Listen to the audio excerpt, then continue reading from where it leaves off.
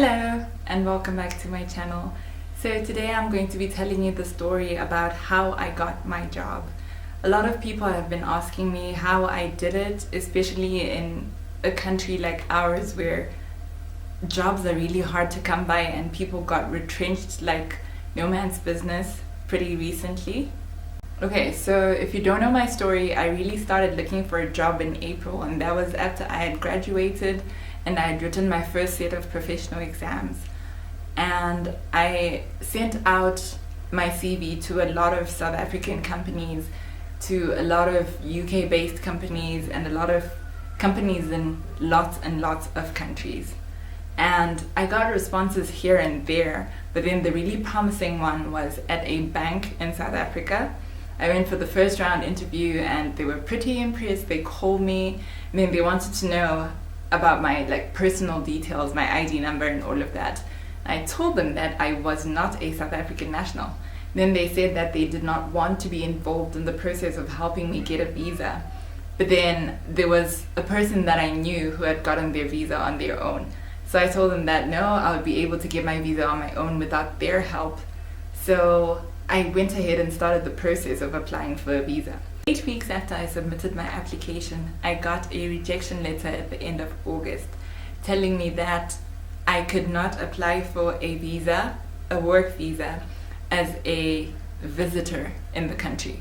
I had to have a current visa that was valid, like maybe a study visa, and then I could be able to apply for a work visa. So that was it.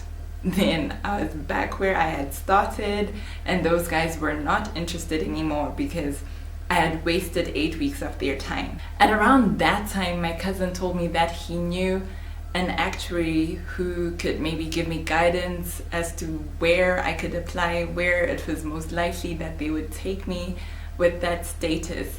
And she, the actuary, hooked me up with this other man who was a senior at a company in Zim.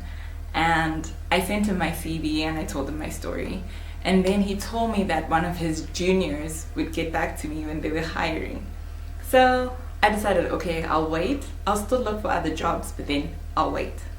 And then the lady, the actuary that I knew, told me that they were hiring at some point in time. So then I went back to this junior that I had been referred to, and I told her that I heard that you're hiring, and what's the story? Because I'm still waiting for a response. And then she said to me, no, we're not hiring. So that was pretty heartbreaking, but then I decided, okay, it's fine, you're not hiring, I can't force you to hire. Then about a week after that, my results from those exams that I had written in April came out, and I had passed 3 out of 4 of those professional exams. So I sent that same lady my results, and then she says to me, oh great, send me your updated CV and I'll still get back to you when you're hiring. And yet I had been told that they had hired yet another person.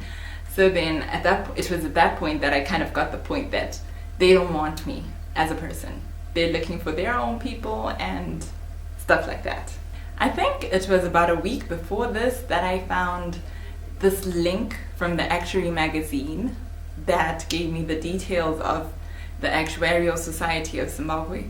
And there were details of the secretary, the president, and I can't remember who else, some lady who worked at the same company as the president. But then I had already applied to their company before, so I decided that I wouldn't apply again.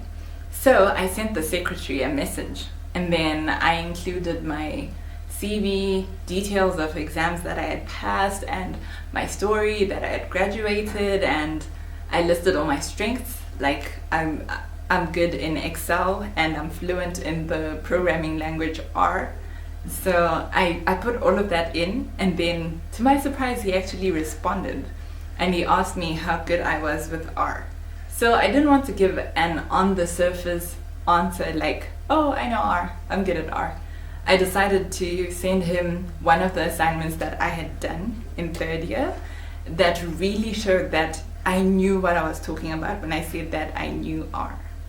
He was really impressed by this, and he got back to me again and he started asking me if I could do ABC that he wanted to see done in the company, what value I would be adding and stuff like that. At the beginning of August, I actually started working with this company on a volunteer basis, and I would do all my work online and submit what I had done and the direction that I was seeing things going. I would explain all of that to this man and he actually seemed pretty impressed by what I knew and the direction that I could see things going.